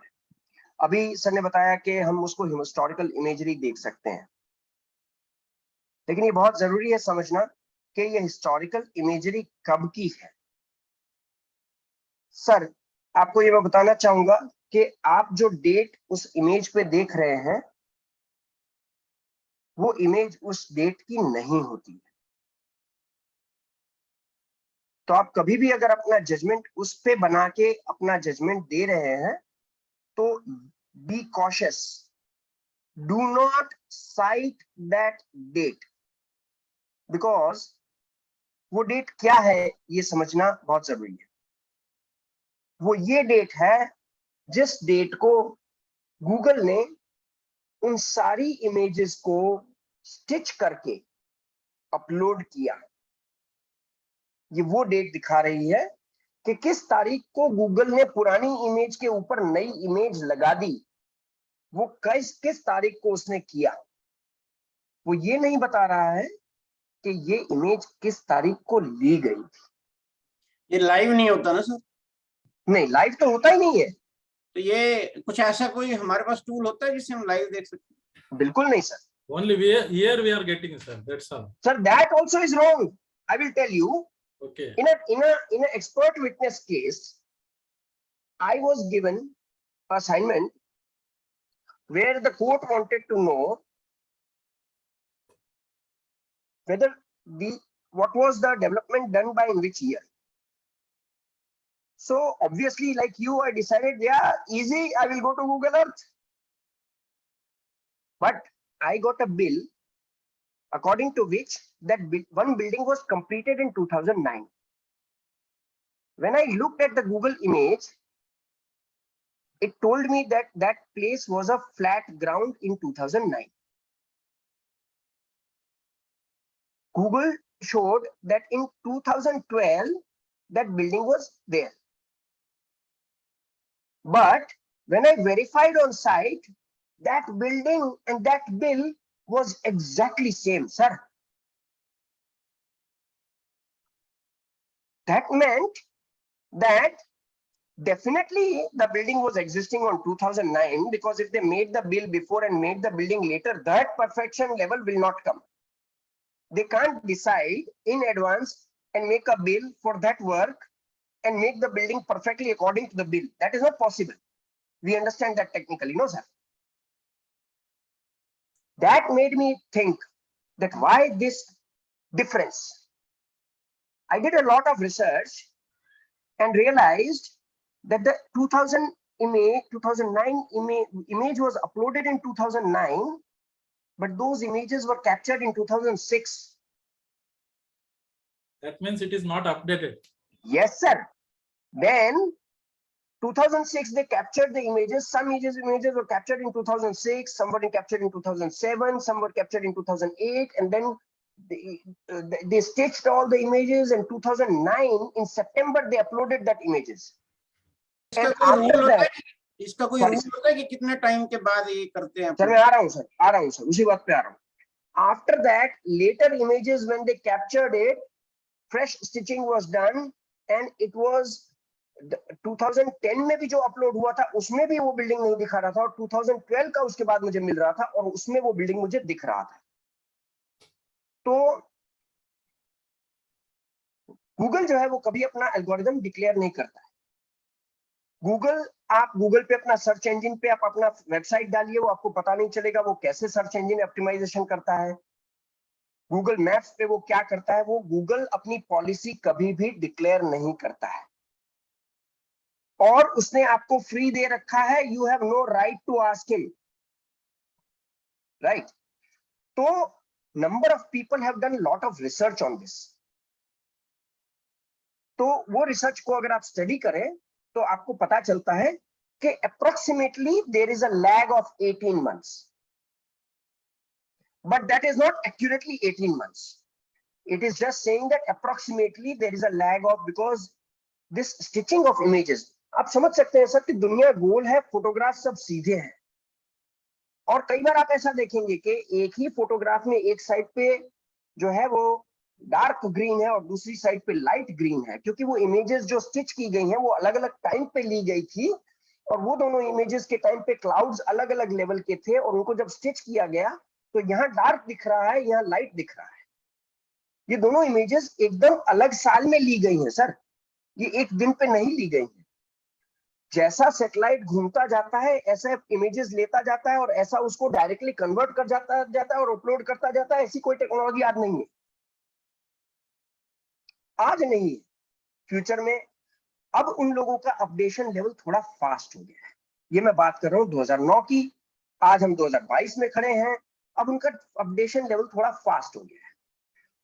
तो आज images कितनी जल्दी upload हो रही है मुझे नहीं पता है, लेकिन ये मुझे आज भी मालूम है कि जो बिल्डिंग मेरे सामने खड़ा है और जो पिछले 3 महीने में बना है या 6 महीने में बना है, और जो आज इमेज अपलोड हुई है उसमें वो बिल्डिंग नहीं है.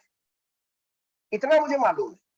ये मैं नहीं कह सकता हूं कि कितना फास्ट हो रहा है, ये भी आप नहीं कह सकते, बिकॉज उनका वर्क जो है वो यूएस और कनाडा पे ज्यादा है, इंडिया और अदर कंट्रीज में कम है. तो हमारे यहाँ अपडेशन थोड़ा स्लो रहेगा, बिकॉज उतनी ज्यादा इमेजेस नहीं है. दूसरा, इंडियन गवर्नमेंट की जो पॉलिसी है, वो लोग हाई रिजोल्यूशन इमेजेस इंडिया की अपलोड नहीं कर सकते. Indian government has not allowed. तो आपको कोर्स डेटा ही मिलेगा. यही चीज अगर आप यूएस में देखेंगे तो आपको मीटर बाय मीटर तक का भी आपको क्लैरिटी मिल जाएगी. इंडिया में आपको नहीं मिलेगी, because Indian government has not allowed. It's not limitation at the end of Google, it is at the end of policy level. तो ये सारी चीजें हमको समझ के चलना बहुत जरूरी है. तो कभी भी जब अपना जजमेंट देते वक्त आप अपना जजमेंट किसके बेसिस पे दे रहे हैं और वो कितना ऑथेंटिक है, और आपका अंडरस्टैंडिंग उस बारे में कितना सही है, ये समझना बहुत जरूरी है. ये ना हो कि आपका जजमेंट, जैसे मैं उस केस में अगर सिंपली मैंने जजमेंट ले लिया होता और मैं कोर्ट में जाके बोल देता कि सर ये गलत है bill, I as an expert witness would have been in a soup, because that much amount of due diligence and expertise is expected from the expert witness who is coming to the court saying that मैं expert हूं. तो ये बहुत जरूरी है कि आप उस चीज को जरा अंदर तक जाएं और समझें. इसी तरह हम और कुछ फंक्शनैलिटी अभी देखेंगे जो कि गूगल ने एनहांस्ड फंक्शनैलिटीज दी हैं, हम उनको देखेंगे इसके आगे. वो भी कितनी एक्यूरेसी लेवल उसका होता है और हम उसके ऊपर कितना अपना जजमेंट बना सकते हैं, वो भी हम थोड़ा हैंड्स ऑन अभी देखेंगे. So I am again switching to some hands on things.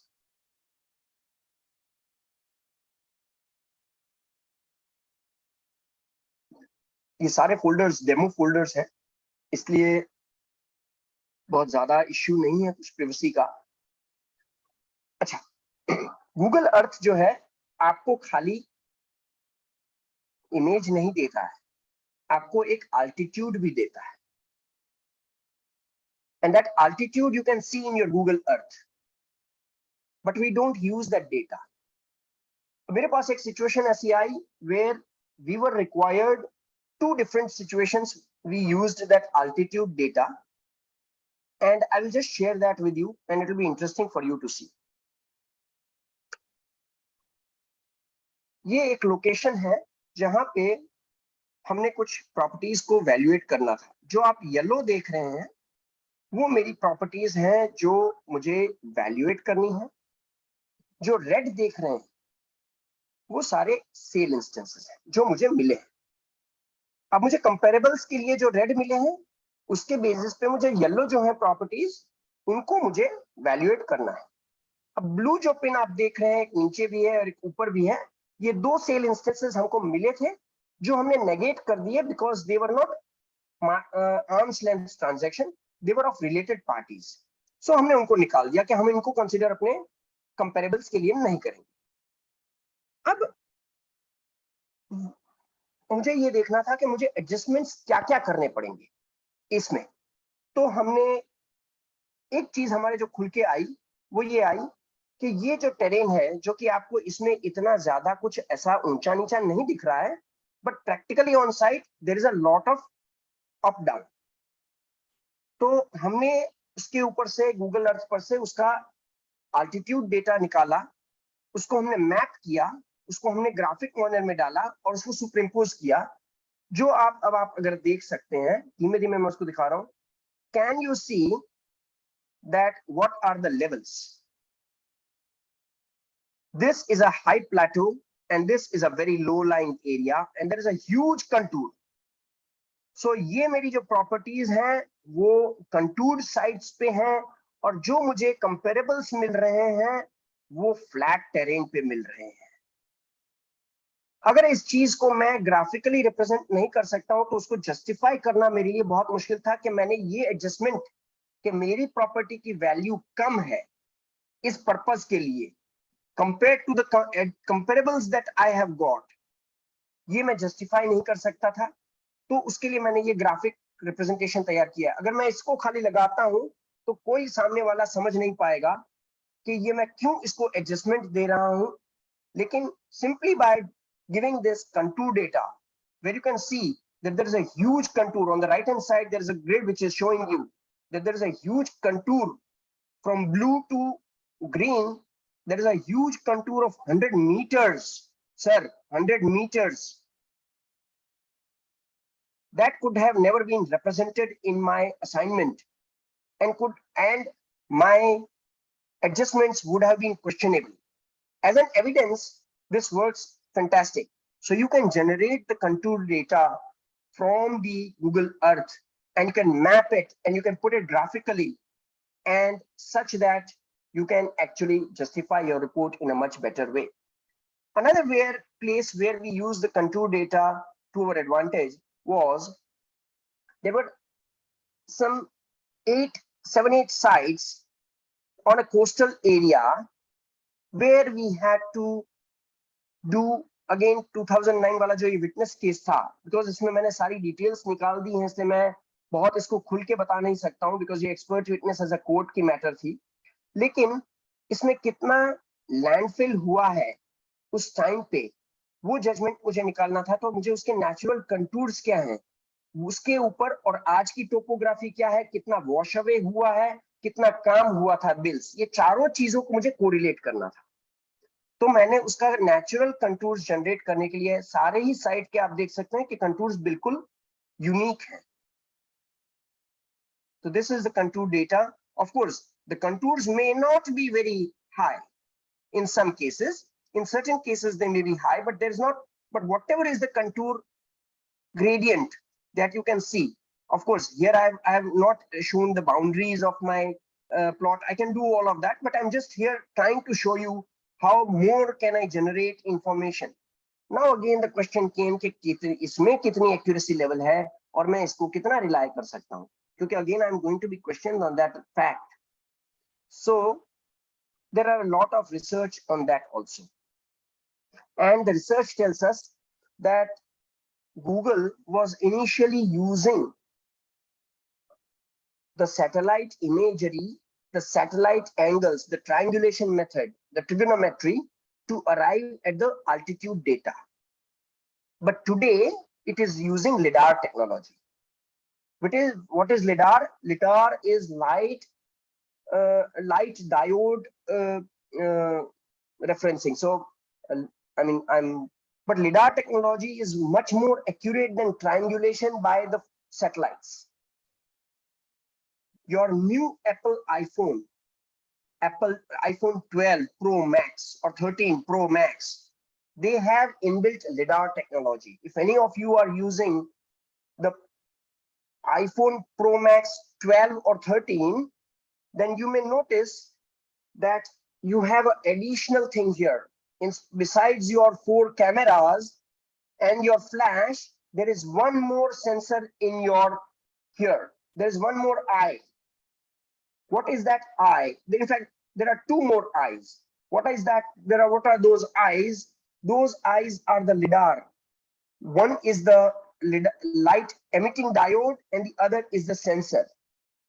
So based on how much time, like a bat को पता चल जाता है चीज कितनी दूर है, वो अपने उससे जज कर लेता है. रात के अंधेरे में भी उसको पता होता है कि ये चीज कितनी दूर है. इसी तरह का टेक्नोलॉजी आपके आईफोन प्रो मैक्स 13 में 12 में बिल्ट इन है. आप उसको लेके पूरा ही मॉडल क्रिएट कर सकते हो, जैसा मैंने आपको वो इमेजेस से बताया था कि आपको अगर प्लांट मशीनरी वैल्यूएशन करना है, आपका स्क्रैप पूरा पड़ा हुआ है, आप उसको घुमा दो और पूरी इमेज उसके ऊपर वो पूरा आपको आपके आईफोन में वो पूरा आपका 3D मॉडल उसका रिक्रिएट कर देगा, और उसको आप एज अ 3D मॉडल लेके उसकी STL फाइल को आप किसी भी एप्लीकेशन में ले जाके क्वांटिटी एनालिसिस कर सकते हो. आप उसका लेंथ ब्रेंथ वगैरह निकाल सकते हो, वॉल्यूम निकाल सकते हो, वॉइड परसेंटेजेस डाल के, डेंसिटी डाल के वेट निकाल सकते हो. काफी तरह से आप उसको यूज कर सकते हो. आप उसको इवन अपनी फील्ड में नहीं, लेकिन अगर आपको 3D प्रिंटिंग करना है तो किसी मॉडल का आप उसको पहले उसका बना लो, उसका 3D मॉडल बना लो, उसको 3D प्रिंटर में डाल दो और उसका आपको रेप्लिका क्रिएट कर लो, वो भी आप कर सकते हो. सो आईफोन प्रो मैक्स के अंदर वो लिडार टेक्नोलॉजी है. तो ये लोग अब लिडार टेक्नोलॉजी यूज कर रहे हैं. तो ये जो आज उनका जो एक्यूरेसी लेवल है, that is from 5 centimeter to 25 centimeter, which is amazing. If I can get 5 centimeter to 25 centimeter accuracy level in a Google image altitude data, I think that's good enough, because उतनी error level तो हमारे topographical survey में भी होती है. तो आप उसको यूज कर सकते हैं, लेकिन उसको relative manner में ये accuracy level है, absolute manner में आप नहीं देख सकते हो. तो joining property के preference में ये कितना ऊंचा या नीचा है, उसके लिए आप यूज कर सकते हो. और in fact there are people who are using this elevation data for transport applications, for road gradients. They are using this for designing new road grids. They are using this application to make out कि हमको कितना gradient डालना पड़ेगा, कितना runoff water का आएगा, कितना hydrographic data के लिए, इन सब चीजों के लिए ये आज यूज हो रहा है. तो हम भी अपने वैल्यूएशन असाइनमेंट्स में इसको यूज कर सकते हैं.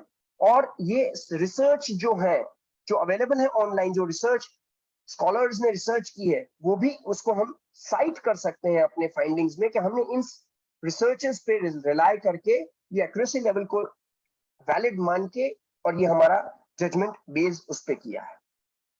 तो ये एक हमने अपना देखा, हम गूगल अर्थ को यूज कर सकते हैं. एक और तरह से हम अपने गूगल अर्थ को यूज कर सकते हैं कि हमने सारे ही लोकेशन तो मैप कर लिए हैं, सारे ही हमारे पास हैं कि भाई जितनी लोकेशन पे हम गए, तो क्या हम उनको अपने एक डेटाबेस के लिए कुछ यूज कर सकते हैं. तो ये एक अटेम्प्ट है उस पे कि आप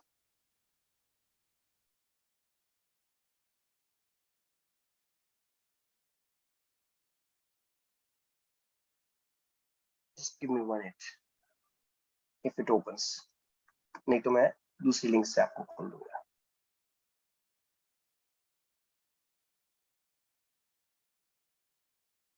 तो ये एक मैंने आपको ग्राफिकल फॉर्मेट में एक गूगल पिन्स दिखाए जो असाइनमेंट्स हमने किए हैं। ये उसका MIS डेटा है, जिस MIS डेटा पे मुझे काफी इंफॉर्मेशन एक एक पिन पे मिल जाएगी।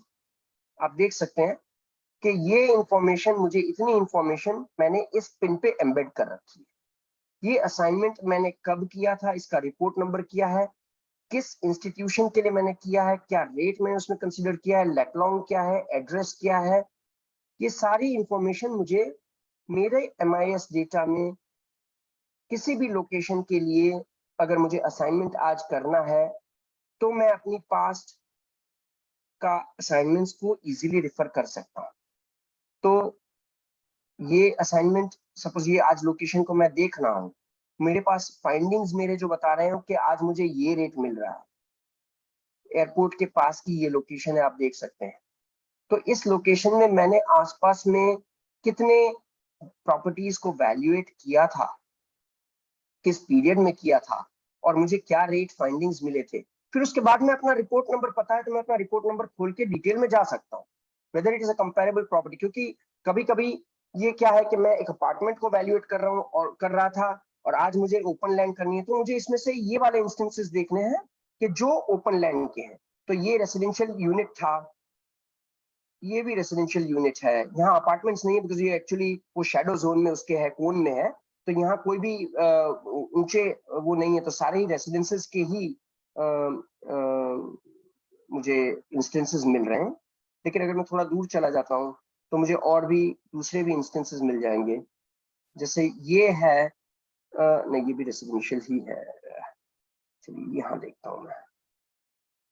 There's a coding which is used. We have used a coding, and I'm not divulging that coding to you because there is a confidentiality requirement that I must not divulge any data. But there's a course data which I can share with you to understand, make you understand that how a MIS can be generated very easily on Google Earth to see all the locations that you have done, whether in recent past. ये जो अभी मैं आपको दिखा रहा हूँ, ये हमारा बहुत छोटे पीरियड का डेमो फाइल है, ये एक्चुअल फाइल नहीं है, ये डेमो फाइल है, बहुत छोटे पीरियड का है। एक्चुअल डेटा जो है वो इससे काफी ज्यादा डेंस और काफी ज्यादा रिच है, जिसमें बहुत ज्यादा इंफॉर्मेशन हमने उसके अंदर एम्बेड कर रखी है।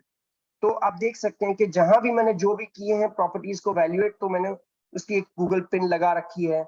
मुझे अगर कल कोई कहता है कि भाई नीलेश द्वारका में करना है, तो लोकेशन है, तो मैं उसके ऊपर से क्रॉस चेक करके, भाई I can not meet your requirements it seems, if you are okay, मेरा जो भी फाइंडिंग आएगा मैं आपको वैल्यू दूंगा, लेकिन अभी मुझे ऐसा लग रहा है कि आप जो रेट बता रहे हो बहुत ज्यादा है, उतना मुझे शायद मिलेगा नहीं।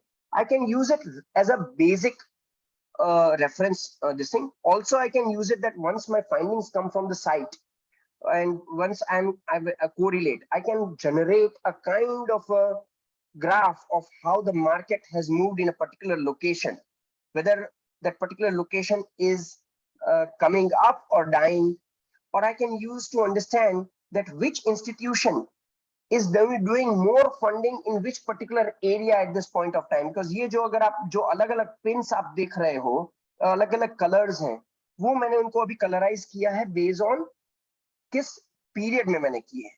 तो एक पीरियड के पिन्स जो है वो अभी मोर रीसेंट है और एक थोड़े ज्यादा पुराने हैं, तो मुझे पहले मैं रीसेंट पिन्स को रेफर करूंगा, और रीसेंट पिन्स में अगर मुझे नहीं मिल रहा तो मैं पास्ट में देखूंगा सो उसको, लेकिन मैं उनको दूसरी KMZ फाइल में मैं उसको देख सकता हूँ कि इंस्टीट्यूशन वाइज और हर मंथ के किस इंस्टीट्यूशन का अभी फंडिंग का एरिया मेनली किस एरिया में है, तो मैं उसके ऊपर से काफी जजमेंट्स ले सकता हूँ कि ठीक है, जिस एरिया में अनऑथराइज कंस्ट्रक्शन बहुत हो रहा है उस एरिया में ये इंस्टीट्यूशन ज्यादा फंडिंग कर रही है, मुझे उसका वर्क करने में ज्यादा इंटरेस्ट नहीं है। वो काफी जजमेंट्स जो है आप ऐसे MIS डेटा पर से निकाल सकते हो।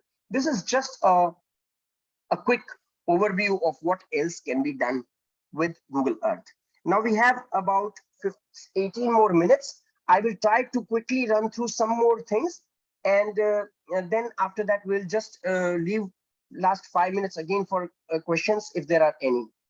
एक जो आपको caution use करना है, हम अपने उसमें use करते हैं Google Earth की एक इमेज कभी लगाते हैं या Google Maps की इमेज लगाते हैं, ये करने के लिए कि भाई हमारा ये जो प्लॉट है ये किस लोकेशन में है, और कभी कभी बाउंड्रीज भी हम उसको जनरेट करते हैं और उसको वो हम गूगल अर्थ में। Anuj, sorry sir, if somebody was saying something I missed it, आप पूछ सकते हैं सर। ओके, सो ये एक जैसे प्लॉट है, इसको मैंने डिमार्केट किया है, उसकी ये इमेज अगर मैं इसको अभी गूगल स्क्रीनशॉट लेके और अपने उसमें लगा देता हूं, तो इसमें कुछ गड़बड़ है। क्या गड़बड़ है इसमें, कोई मुझे कुछ बता सकता है इसमें क्या गड़बड़ है? इसका स्क्रीनशॉट लगा के जो वो सैटेलाइट इमेज की वो मांग रहे हैं, मैं इसकी सैटेलाइट इमेज लगा देता हूँ कि ये प्लॉट है, ये इस रास्ता का इशू है, landlocked. Sorry sir, Ramesh sir, assessing किस साइड से? सॉरी सर, रोड किस साइड है? रोड सर रोड यहाँ है नहीं, और एक इंटरनल रोड यहाँ भी है। नहीं इस इसको प्लॉट एक्सेस नहीं है, इसको एक्सेस नहीं है।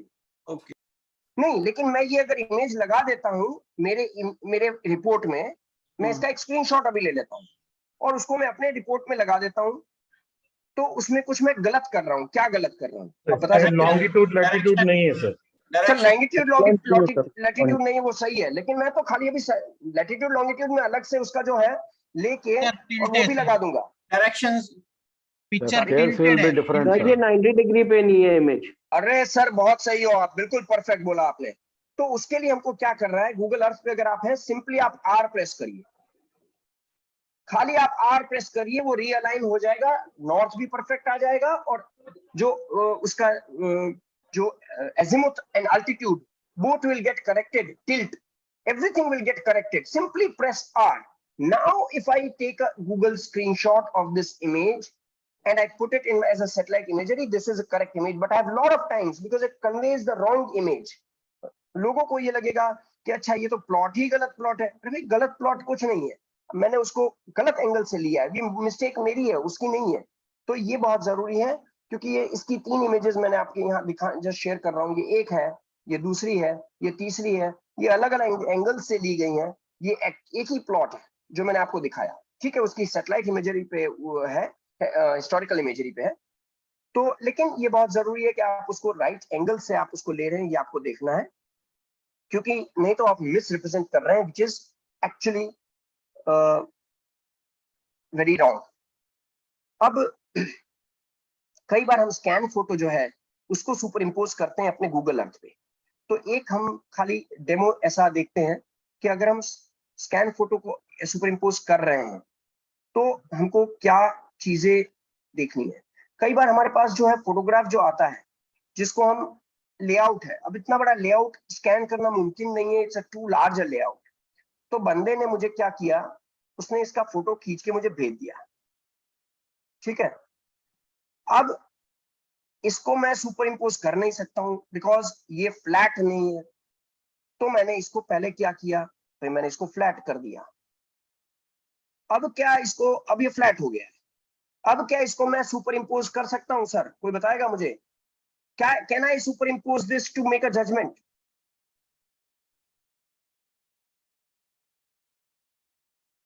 No sir. सोरठिया सर आपका आवाज नहीं आ रहा है, अगर आप कुछ बोलने का कोशिश। No sir.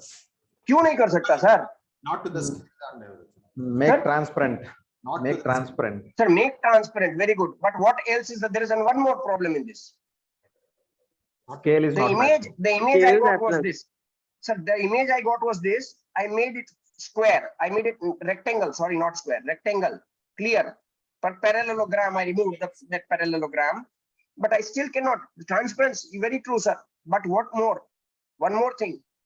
Sir scale reference करना पड़ेगा और स्केल रेफरेंस करना पड़ेगा, बहुत सही है। लेकिन सर स्केल रेफरेंस तो मैं उसको गूगल अर्थ पे डाल के और फिर स्केलिंग करूंगा ना, लेकिन मुझे एक्स और वाई दोनों को अलग स्केल करना पड़ेगा। ये बहुत बड़ी इंपॉर्टेंट बात है, क्योंकि ये इमेज फ्लैट इमेज नहीं थी, पैरेललोग्राम इमेज थी, जिसको मैंने स्क्वायर अप किया, फ्लैटन रेक्टेंगल बनाया है। Hence, X and Y are in different scales. That is very important. Half the time I have seen that people don't understand that it is cannot be scaled equally in both the directions. अच्छा, आपने जैसे कहा ऐसा मैंने उसको वो करने का कोशिश भी किया ट्रांसपेरेंट, तो ट्रांसपेरेंट में अगर मैं करता हूं तो मेरा डेटा भी चला जा रहा था, तो ठीक है मैंने उसको कट आउट करके बना लिया ऐसा। अभी मैंने उसको सुपर इम्पोज किया, जो कि आप यहाँ देख सकते हैं कि मैंने उसको सुपर इम्पोज कर दिया। Sorry, not this Google Earth. तो ये सुपर इम्पोज हो गया, इसको पहले मैं आर कर लेता हूँ, तो ये सीधा भी हो गया। और अब इसको मैंने पहले एक्स और वाई दोनों में जो रिटन डाउन डायमेंशन मेरे पास अवेलेबल है, रिटन डाउन डायमेंशन, उसके साथ वेरीफाई करते हुए दोनों को मैंने अलग स्केल फैक्टर से स्केलिंग किया। After that, I can use it to an extent. So when you are getting any maps or any layouts as a data, try to do one thing. Make sure, if this is a whole layout and I have to click it, what I have to make sure is layout ka center, layout ka center और इस phone के camera का centre एक दूसरे के ऊपर लगाना है मुझे, परफेक्ट। और उसके बाद मुझे उसको क्लिक करना है such that the top and the bottom are parallel and the left and the right are parallel. Maybe there is a blank space around, or maybe it is perfectly fit, or whatever, that is okay, but the top and the bottom have to be parallel and the left and the right have to be parallel, and then only you click it. Probably what you will get is that the image will be slightly like this and like this because of the camera angle and a fish eyes lens effect, but you can still use that to an extent. If that is not the case, then a camera image is not very usable, or due corrections must be adopted. So ये एक और additional care जो है वो आपको लेनी चाहिए जब आप कभी भी सुपर इम्पोज कर रहे हो कोई भी इमेज को गूगल अर्थ पे। तो आई थिंक 4:50 हो गए हैं, हमने काफी चीजें यहाँ आज कवर की हैं, और क्विकली मैं इसको एक कंक्लूड करने की कोशिश कर रहा हूँ कि so we can use Google Maps for cross checking orientation, development, कितना development past में था, overall measurements क्या थे for large sites, for superimposing plans, layouts, or to ensure broad based verification of location, or for historical data, or for year of development or growth pattern, etc. Of course, with the caveats that I have stated already, you must see it in that from that light, that this information is not of that particular date. And for relative contour data, we saw that for creating our MIS database, that also I showed you that. And for mapping relative distances or routes, etc., all of these things we can use our this thing. There was one more module. I think I'll just run through it in a very quick manner because it's a very short module, and Sandeep sir had very specifically asked me. It will just take 3 minutes of our time. Online real estate portals. We are right now, a lot of online real estate portals have come up, and they give a lot of possibility of listings online. And even some of the financial institutions have also started asking and accepting screenshots from these portals for a reference of the rate that we have considered. So obviously, valuers can use this tool in support of the value or rate opined, but with due adjustment. That is the only main caution I would like to bring it to your. This domain is emerging as a powerful support system, but this tool also is a double-edged sword and must be used with caution. So what are the major cautions I would just like to quickly point out?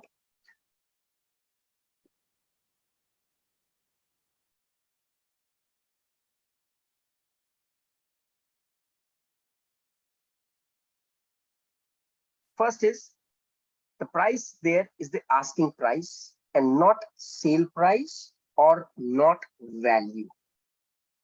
You can't adopt it as the value and opine accordingly.